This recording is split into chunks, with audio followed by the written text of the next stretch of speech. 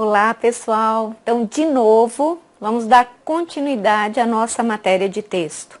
Hoje eu vou falar para vocês de um conteúdo que cai, mas bastante, com muita frequência, na maioria das bancas que cobram língua portuguesa em provas, que é a parte da reescritura de textos. E o mais interessante é que essas bancas cobram as reescrituras de texto das mais variadas formas também. Então, hoje eu vou te mostrar de que maneira essas bancas cobram, quais as bancas que cobram com maior regularidade, para que você fique mais tranquilo. A começar pelo assunto, reescrituras de textos. Às vezes, a gente nem encontra no próprio edital a banca expondo claramente que ela vai te cobrar as reescrituras, apesar de ela cobrar sempre. Então, para começar, IADES, Fundação Universa, que vai fazer agora a prova da Polícia Técnico-Científica, essas bancas todas, elas vão pôr no edital elaboração e transformação de estruturas. Vendo isso no edital, você já sabe que são as famosas reescrituras. O CESP, antigamente, ele colocava paráfrase, perífrase, resumo e síntese. Agora ele já não põe mais nada. Você vai me dizer como é que uma banca pode me cobrar um conteúdo que ela não explicite no edital? Ela já cobra isso dentro da parte de compreensão e interpretação de texto. Então não tem como a gente fugir, as bancas vão cobrar isso mesmo. Por que os examinadores hoje cobram tanto as famosas reescrituras? Porque é a melhor maneira de eles saber se o candidato está entendendo aquilo que lê. Então essas reescrituras, elas são usadas, ora para se cobrar correção gramatical e relação de sentido, ora para se cobrar apenas a correção gramatical, muitas vezes também para se cobrar o mero significado de palavras que estejam ali naquele trecho, e as bancas ainda utilizam isso, como eu falei, para aferir a compreensão que você fez daquele texto. Então, para começar, vamos destrinçar o que são essas reescrituras. Quando você vir a banca pondo no comando da questão reescritura, reescrita, o que você vai entender? Tradução. Na verdade, as reescrituras são meras traduções que os examinadores fazem, são os próprios examinadores que fazem de alguns trechos do texto e que você vai julgar. Como eu te falei, ora do ponto de vista da correção gramatical, ora do ponto de vista da relação de sentido. Então, de novo, viu lá? Analise as reescrituras abaixo, analise as reescritas, entenda, traduções. Eu vou mostrar a vocês quais são os 4 tipos de reescrituras que são mais cobrados. Agora, às vezes a banca nem dá nomes. Existem bancas como o CESP, por exemplo, como a Fundação Universa, por exemplo, que são avessas a usar nomenclaturas. Então, a banca prefere não usar nomenclatura, ela prefere cobrar de você que você entenda aquele fenômeno, sem necessariamente ficar dando nomes aos bois. As reescrituras, na verdade, que aparecem nessas provas são, como eu te falei, paráfrase, a perífrase, o resumo e a síntese. E aí depois eu vou te mostrar, vou te dar alguns exemplos de reescrituras que foram cobradas nas provas, para que eu possa te explicar de forma clara de que maneira você vai reagir a elas na hora da prova. Vamos então ver isso? A primeira delas é a paráfrase. Observe que eu coloquei uma definição muito simples, muito sucinta, porque, como eu te falei, na verdade nós não precisamos de conceitos glamurosos. Aqui o que nós precisamos é entender do que se trata, entender o fenômeno e reagir de forma satisfatória a ele. Pois muito bem, a paráfrase consiste no desenvolvimento interpretativo de um texto, ou seja, ela é a tradução das ideias do texto original com palavras do próprio autor, sem nada acrescentar ou omitir sobre aquilo que está no original. Ou seja, você apenas traduz, lê o texto, entende e traduz de acordo com usando as suas próprias palavras. Quanto à forma, a paráfrase tende a ter quase o mesmo tamanho do texto original. Então, nós vamos voltar a nomenclatura paráfrase. Esse par ou para, ele está relacionado a aproximado, parecido, e frase está atrelada à ideia da tradução. Então, fazer uma paráfrase é basicamente fazer uma tradução que terá quase o mesmo tamanho do texto original. Coloquei uma observação importante para vocês, a paródia. Não é tão frequente que bancas cobrem paródias nas provas, mas se cair vocês já saberão do que se trata. A paródia é um tipo de paráfrase satírica. O que é a paráfrase satírica? É aquela que tem o propósito de contestar, de ridicularizar outros textos. Então, ela terá características bastante comuns, como caricatura e a fuga à intenção primeira do autor. Você vai encontrar Milor Fernandes, Luiz Fernando Veríssimo fazendo paródias muito interessantes. As paródias, então, você já sabe, tendem à sátira, à ridicularização de outros textos. Vamos ver como é que se desenvolve a perífrase. Vamos primeiro para a nomenclatura. Eu te disse que a paráfrase e o par está atrelada à ideia de aproximado. Então, a paráfrase é uma tradução que tem tamanho aproximado ao do texto original. Vamos ver a perífrase. Ó. Frase está atrelado à ideia da tradução e o peri quer dizer ao redor. Então, o que é, na verdade, fazer uma perífrase? É fazer a tradução de um texto usando um rodeio de palavras, né? Isso significa o quê? Que a perífrase tende a ficar maior do que o texto original, né? Em relação à forma, a perífrase ficará maior do que o texto original. Olha o conceito que eu coloquei para vocês, bastante simples, bastante tranquilo. Consiste no emprego de um rodeio de palavras e outros floreios, outros enfeites, para exprimir, para traduzir as ideias de um texto ou de parte dele. A perífrase textual pode ser útil para dar a um mesmo texto leituras diferentes. Observação. A perífrase é também um processo que consiste em expressar, por meio de muitas palavras, o que se poderia dizer em poucos termos, ou seja, ficar dando voltas. Nesse sentido, a perífrase assume quase sempre a feição de figuras de linguagem, tais como a metáfora, a metonímia e, sobretudo, a antonomásia.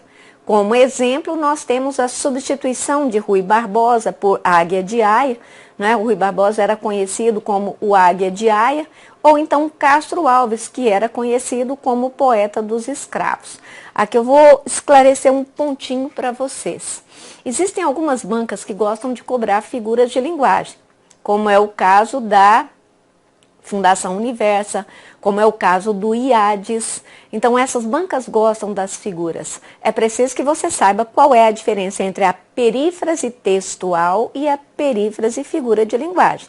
Ambas se caracterizam pelo rodeio, por dar voltas, e por isso elas sempre tendem a ficar maiores. Agora, qual é a diferença? É que quando eu faço uma perífrase textual, eu traduzo um texto e a minha tradução, por eu, na tentativa de explicar mais, de deixar tudo muito esclarecido, o meu texto acaba ficando maior do que o original. Agora, a figura de linguagem, perífrase, é quando nós utilizamos também rodeios, só que por meio de frases, por meio de expressões. Qual é a diferença exata entre uma perífrase e uma antonomásia em relação a figuras de linguagem? A figura de linguagem perífrase consiste em dar rótulos a coisas, a animais. Então, por exemplo, Brasília. Brasília é conhecida como a capital da esperança. Aí nós temos uma perífrase. O leão é conhecido como o rei dos animais. Aí nós temos uma perífrase. A perífrase que dá voltas, mas em relação às pessoas, já é chamada de antonomásia. Então, guarde bem para as bancas que cobrem figuras de linguagem, antonomásia é uma perífrase utilizada para pessoas. E você viu ali o exemplo que eu te dei de Castro Alves, de Rui Barbosa e vários outros. No mundo contemporâneo nós temos o Pelé, considerado o rei do futebol, Elvis Presley, considerado o rei do rock. Então, esses rótulos que nós damos às pessoas, antonomásia. Rótulos que damos a coisas ou animais, perífrase. Não é? Vamos voltar aqui para o nosso estudo. Agora temos a síntese e o resumo. Não raro os alunos me perguntam, professora, qual é a exata diferença entre a síntese e o resumo? Eu vou mostrar isso aqui para vocês. Agora, que fique bem claro que em provas de concurso, essa diferença ela é muito sutil, porque as bancas costumam intercambiar os termos, elas utilizam como termos sinônimos. O CESP, por exemplo, ele prefere o termo síntese. Se você abrir provas da Fundação Carlos Chagas, você vai ver que ela prefere o termo resumo. Então, eles usam como se fossem sinônimos. E aí, o que eu diria para você? Síntese e resumo para as bancas de concurso seria praticamente a tradução de um texto, só que enxugando as ideias. Então, a síntese e o resumo, quanto à forma, sempre ficarão menores do que o texto original. Agora, claro, eu coloquei um conceito aqui para que você tenha isso guardado, para que você memorize com mais facilidade. A síntese consiste em traduzir em poucas palavras aquilo que o autor expressou de maneira ampla. Nesse caso, agrupam-se os fatos particulares em um todo, dando-lhes uma visão geral. A síntese é, na prática, a operação do pensamento por meio do qual se chega ao resumo. Agora, vamos ver o resumo. Consiste em traduzir um texto fazendo uma condensação fiel de suas ideias. Assim, reduz-se o texto ao seu esqueleto essencial, com o propósito de captar suas ideias relevantes, respeitando a progressão em que elas se sucedem e encadeando cada uma das partes. Como é que eu poderia te dizer? A síntese é a articulação das ideias de forma condensada. Quando você faz um resumo, é necessário que você obedeça à paragrafação do texto original. Então, primeiro você sintetiza as ideias na sua cabeça e depois você traduz aquilo para o papel, dando um enxugamento. Observação.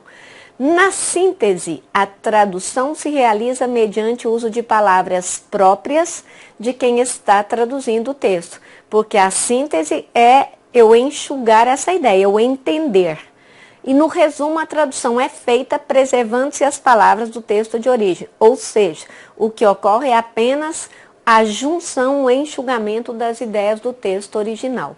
Pois muito bem, agora eu vou apresentar para vocês exercícios que essas bancas cobram para que eu consiga te explicar com mais clareza de que maneira esse conteúdo te será cobrado nas provas.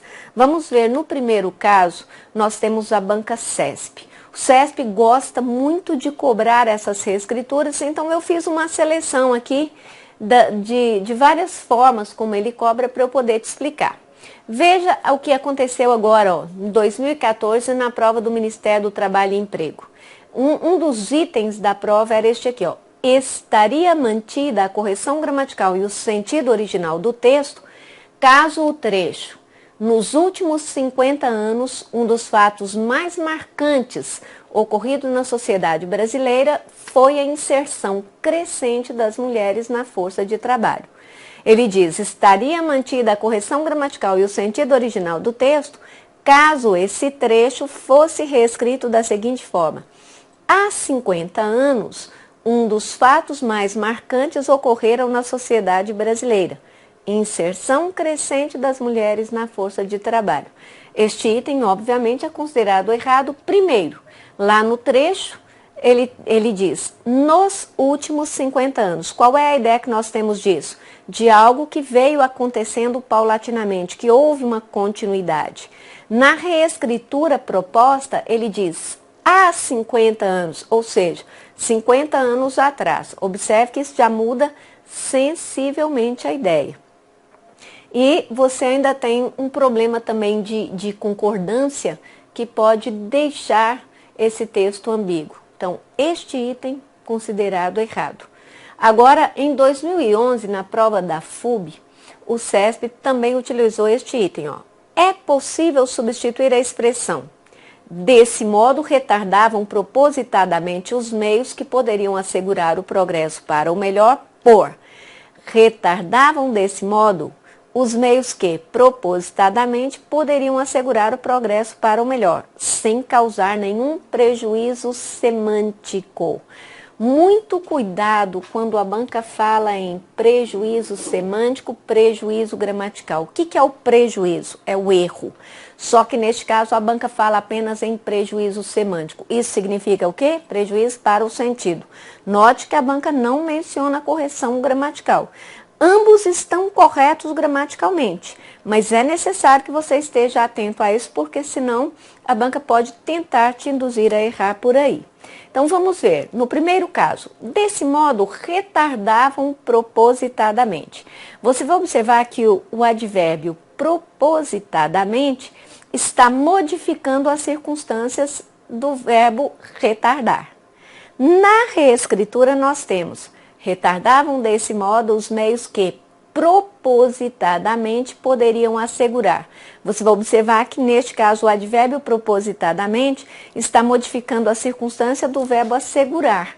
Isso modifica radicalmente o sentido, o que quer dizer que este item aí foi dado como errado, porque há prejuízo semântico, há prejuízo para o sentido do texto.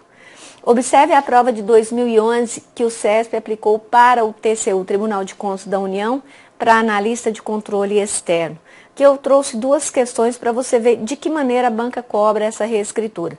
No item 1, ele pôs: mantenha a correção gramatical do texto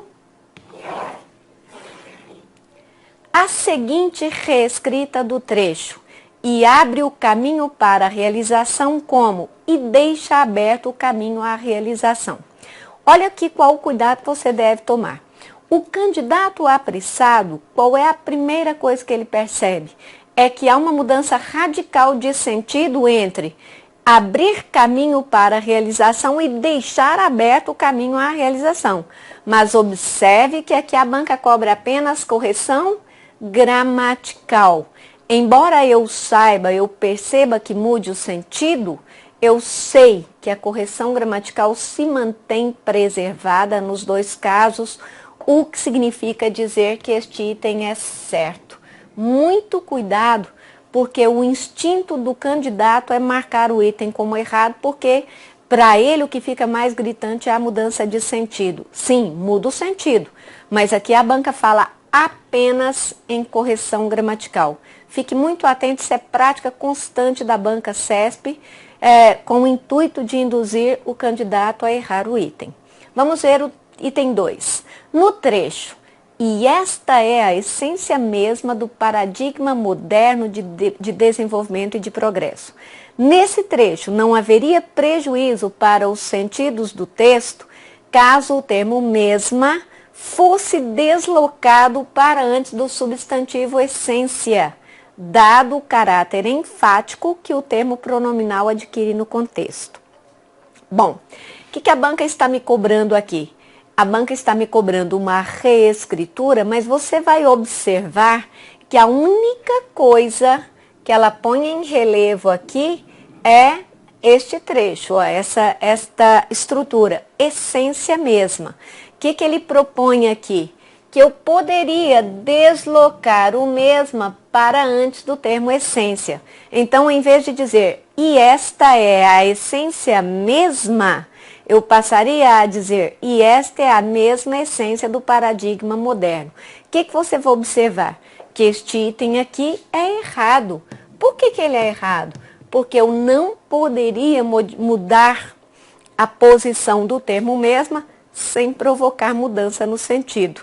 Quando eu digo, e esta é a essência mesma, observe que o mesma serve apenas para dar ênfase. Então, ele tem um caráter enfático. Colocado depois do termo essência, ele tem caráter enfático, porque ele serve apenas para dar realce ao sentido do termo essência. Mas, se eu o colocar antes do termo essência, veja como é que nós vamos ler isto.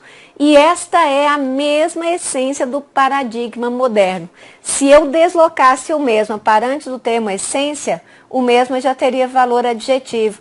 Ele passaria a significar igual, semelhante. Nós teríamos então uma essência igual, uma essência semelhante. O que isso significa? Que há uma mudança radical do sentido. Portanto, o item é errado. Muito cuidado com essas trocas. Eu vou aproveitar e te explicar um pouquinho mais sobre isso, porque para a Banca SESP, para a Banca IADES, Fundação Universa também, que está voltando a fazer concursos aí, essas bancas gostam muito de cobrar essas mudanças, leves trocas de lugar de um termo para o outro, e que às vezes pode mudar o sentido e às vezes não.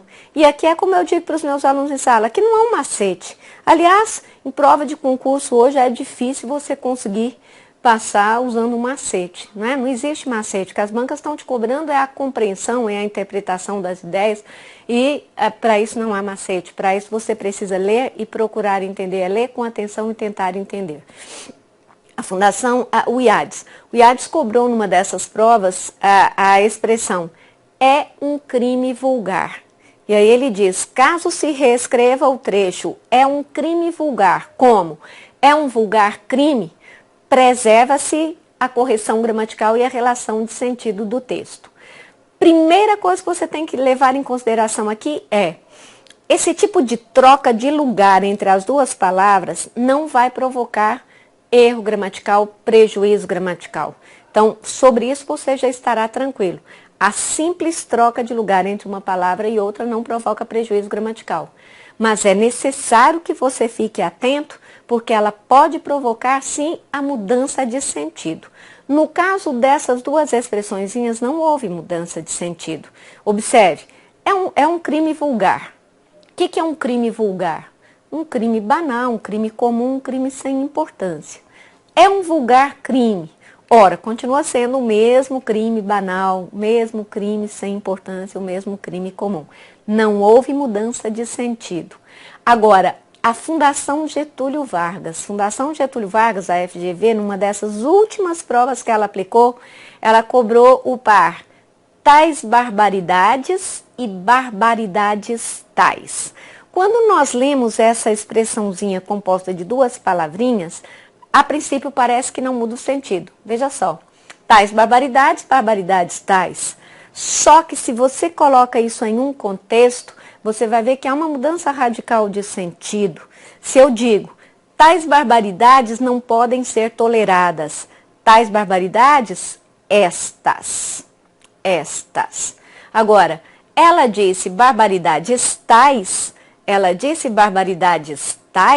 qual é a função desse tais? Apenas de dar ênfase. Então, o tais é um mero termo enfático.